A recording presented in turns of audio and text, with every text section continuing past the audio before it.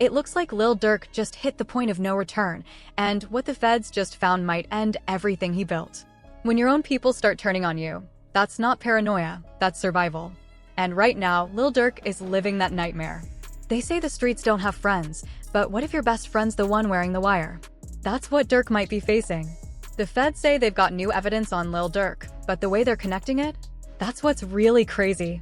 What if I told you Lil Durk's downfall might have started with a single phone call and 3 words, it's off the hinges.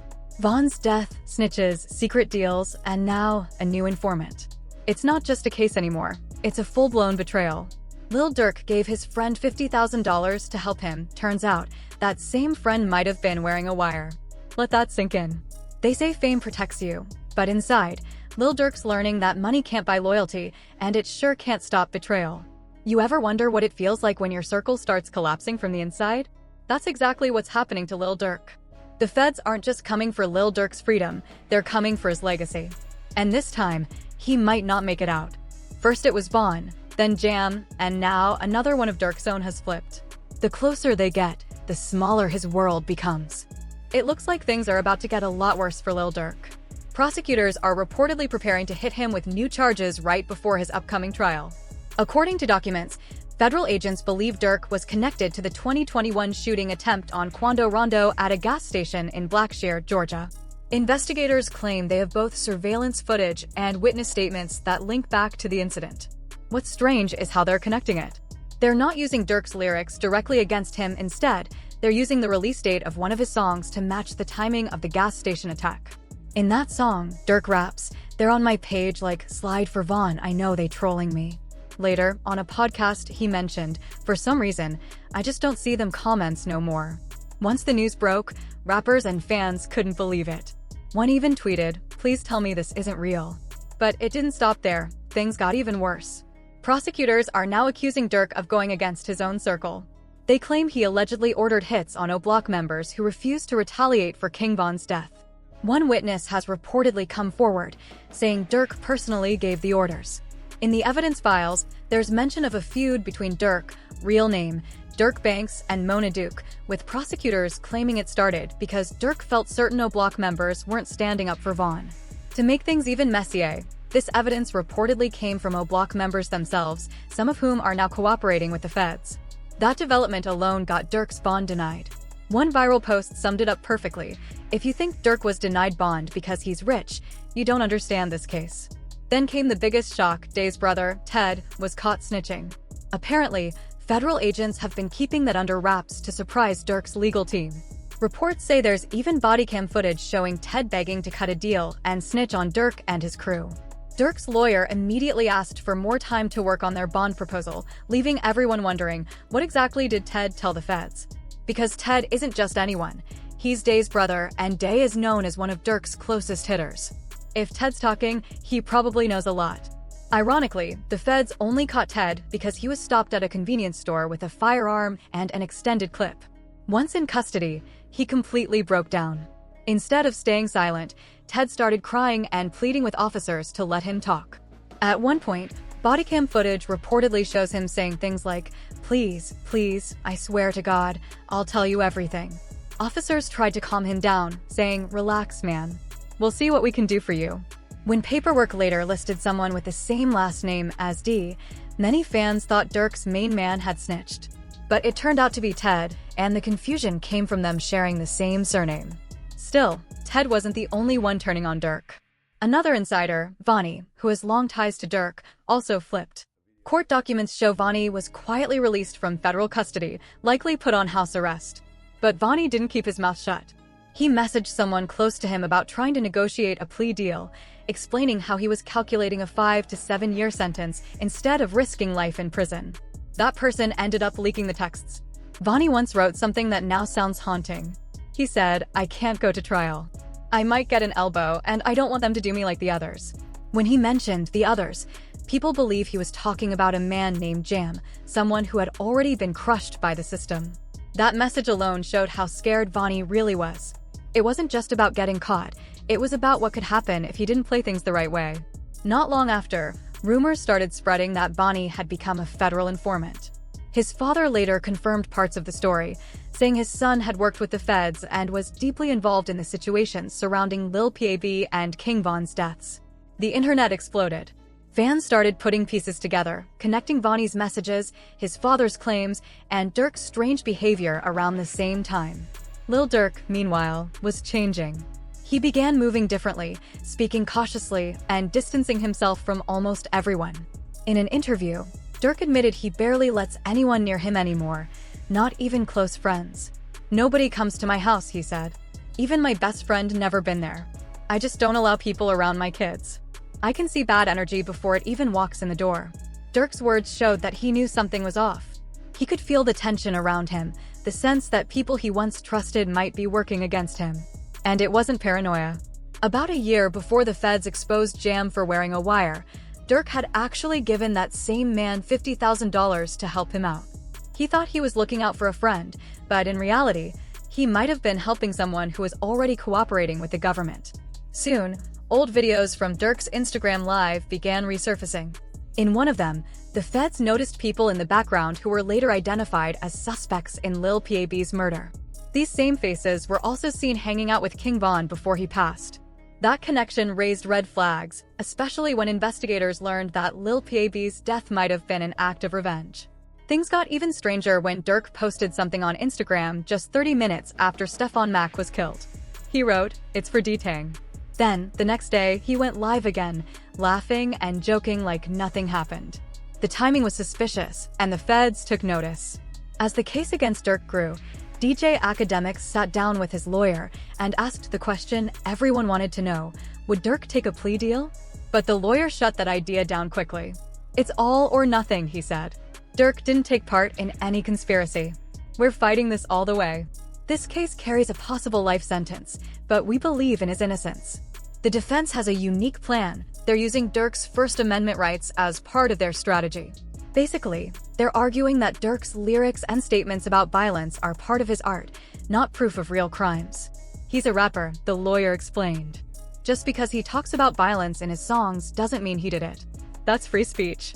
They even compared it to Young Thug's case, where prosecutors used lyrics as evidence, but struggled to get solid convictions. Many people charged alongside Thug were later released or served short sentences. Durk's team believes the same thing could happen here, especially since prosecutors often don't understand hip-hop culture. "Sometimes they take lyrics too literally," one attorney said. "They don't understand the slang or context. Rap isn't a confession, it's storytelling." But behind the scenes, the feds were still building their case. They believe the Chicago and Los Angeles rap scenes are closely connected and that someone close to Durk may be cooperating. Recently, reports revealed that a new informant was added to Durk's case. Fans immediately pointed fingers at Brick Baby, who had just been arrested in a Rollin' 60s gang takedown alongside Big U and Loose Cannon. The timing of his arrest lined up perfectly with the announcement of the new snitch, leading many to believe the feds are pressuring him to give up information on Durk. It doesn't help that Brick Baby once went live saying, "You can't say Durk didn't slide for Von anymore."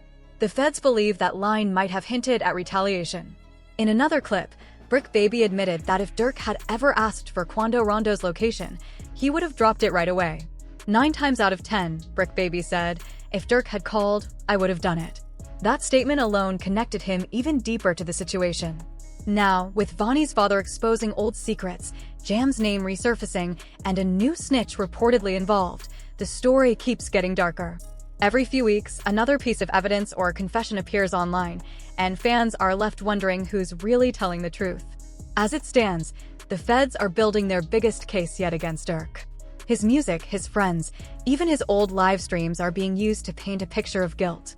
But Durk's team says it's all just noise, art being mistaken for confession. So the question remains, is Lil Durk a victim of a system that never understood hip-hop, or is he hiding something deeper beneath the music? Only time will tell. Things took a darker turn when Vonnie's own father found out his son was cooperating. Instead of supporting him, he allegedly told investigators that Vonnie himself was involved in King Von's death and that Durk knew about it. He claimed to have all the pieces of what really happened, suggesting there was a backdoor setup and that money changed hands right before King Von was killed. According to him, after the payment to Lil Tim, Durk allegedly asked Vonnie, "Was it open?" To which Vonnie replied, "It's off the hinges." That line sent shockwaves online, with people questioning if Vonnie had really betrayed Vaughn. In the end, the accusations stacked up. Talk of witness deals, secret cooperation, and internal betrayal left fans wondering if Durk's own circle was now the biggest threat to his freedom. People online have been debating a story that keeps coming back around, one that ties together loyalty, jealousy, and the kind of betrayal people in the streets call a backdoor. It starts with a mysterious conversation that some claim took place between Durk and Vonnie. According to what's being said online, Durk asked a strange question, "Is it open?" To which Vonnie supposedly replied, "It's off the hinges." The meaning behind those words has sparked endless theories. Some say it was code for something much deeper, while others believe it's just being taken out of context. Things got even wilder when people started linking those rumors to what happened between Vaughn and those around him. Online commentators began questioning whether there was any truth to the idea that people close to him might have turned against him. But others quickly pushed back, saying those claims don't hold weight without solid proof, and that internet detectives have a bad habit of connecting dots that were never meant to meet. Then came another layer. Some people brought up the old legal case that once connected Durk and Vaughn, a situation that quietly ended after Vaughn's death. That detail fueled speculation, with people asking whether deals were made behind the scenes, though again, none of that has ever been proven publicly. What kept the story alive was how fast fans noticed patterns. Every time someone from Durk's circle passed away, he'd go live on Instagram. To some, that was a coincidence. To others, it felt like an alibi, a way to show he was somewhere else. And then, in a twist that made everything even messier, Vonnie's own father spoke up online. He claimed his son was involved in things the public didn't know about, and that his cooperation with authorities made him a target. His comments reignited all the old rumors, especially after leaked messages hinted at internal tension between people once thought to be family. But at the heart of it all lies one truth that everyone seems to agree on: fame, money, and the streets don't mix easily. In that world, loyalty can change overnight, and when success starts shifting power, even friends begin to look like competition. As the conversations keep circling, one thing remains clear: the line between fact and speculation is blurrier than ever.